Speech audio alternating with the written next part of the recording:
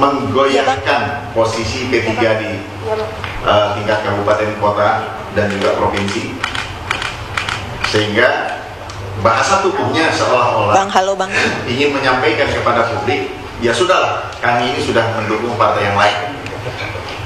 Karena kehadiran beliau di situ adalah bukan saja sekedar duduk manis mendengarkan atau memenuhi undangan, tetapi lebih dari itu adalah beliau melakukan orasi politik. Di dunia manapun, saya kira belum pernah terjadi hal ini. Baru ada di Indonesia ada seorang ketua umum partai berkampanye untuk partai yang lain.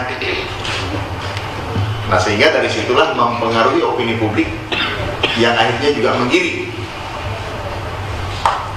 Yang tadinya publik mau memilih P3 menjadi tidak jadi memilih P3 karena sikap yang seolah-olah sudah membuat partai ini tersubordinasi di bawah partai yang lain.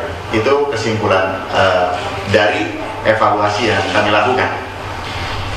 Yang kedua, kesepakatan kami adalah mendesak kepada DPP Partai Persatuan Pembangunan untuk meminta pertanggungjawaban Ketua Umum, sekaligus kemudian juga melakukan langkah-langkah penegakan disiplin partai.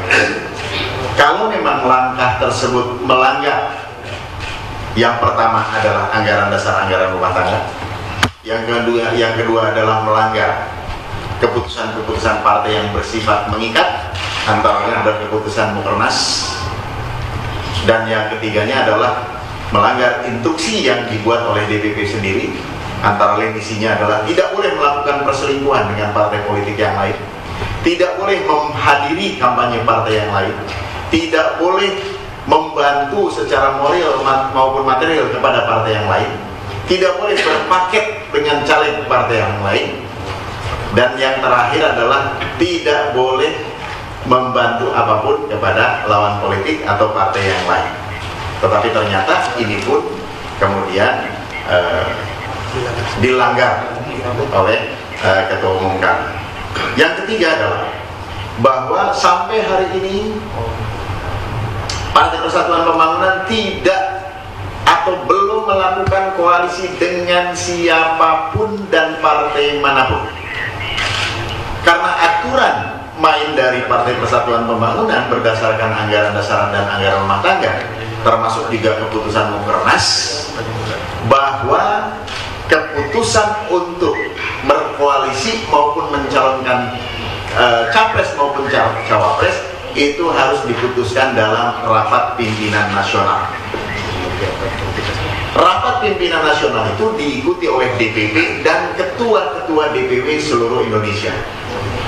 Sementara kami DPW seluruh Indonesia belum pernah diajak berbicara untuk menentukan koalisi maupun mencalonkan capres maupun cawapres. Nah, dari kejadian-kejadian tersebut, maka kami merekomendasikan kepada DPP untuk segera menggelar rapat pleno DPP selambat-lambatnya tanggal 15 April. 15 April, Selasa besok ya. 15 April untuk segera menggelar rapat pleno DPP untuk mengambil langkah-langkah strategis, menegakkan disiplin partai dan juga menegakkan aturan partai, anggaran dasar dan rumah tangga. Kalau kemudian kesimpulan DPP yang sejalan dengan apa yang kami nyatakan bahwa Ketua Umum sudah melanggar anggaran dasar anggaran rumah tangga, keputusan Mukernas dan instruksi DPP, maka kami mohon kepada DPP untuk menjatuhkan sanksi sesuai dengan anggaran dasar anggaran rumah tangga partai. Inilah hasil kesepakatan kami di dalam pertemuan hari ini, sehingga mudah-mudahan ini bisa menjawab kebingungan publik kemana arah P3 sebetulnya. Jadi P3 sampai hari ini belum menentukan sikap apapun tentang koalisi, belum menentukan sikap apapun tentang capres dan cawapres. Kalaupun kita harus melakukan komunikasi, tidak berarti harus hadir di tempat kampanye orang lain. Itu bukan komunikasi politik namanya. Itu lebih kepada pelacuran politik. Maaf kalau memang saya agak berlebihan, tapi sulit kami mencari bahasa atau kata-kata yang bisa membenarkan tindakan-tindakan seperti itu.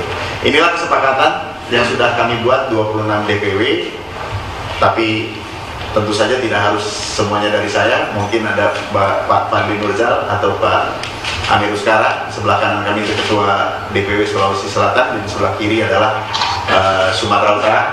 Bahkan kita perkenalkan dari ujung sana ada Sekretaris DPW Aceh, Sekretaris Bengkulu, kemudian Ketua DPW Aceh Pak Teguh Faisal, kemudian Sekretaris Kepri.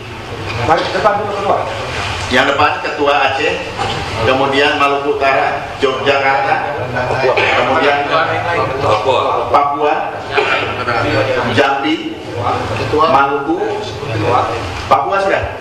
Nah, Maluku, kemudian ini Sulawesi Selatan, saya Jawa Barat, Jawa Gordia, kemudian ini Sumatera Utara, di sebelahnya Sulawesi Tengah, kemudian Sulawesi Utara, Habib, Kalimantan Barat, Banten,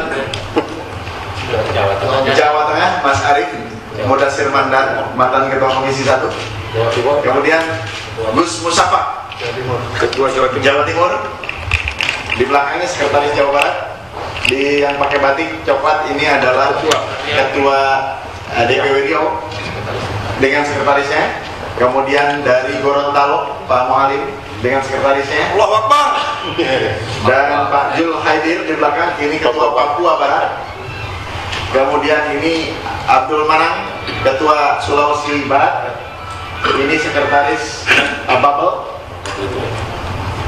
Bangka Belitung, Wakil Ketua Umum Wakil Ketua Bangka Belitung, Sekretaris Jawa Tengah, Ketua DPW NTT, Sekretaris Sulsel, Sekretaris Papua, Sekretaris Sulawesi Maluku Utara, kemudian Ketua Bangka Belitung, Ketua Kepulauan Riau, Sekretaris NTT, Sekretaris Maluku, Sekretaris Kepri, dan Sekretaris Aceh, serta Sekretaris Bengkulu.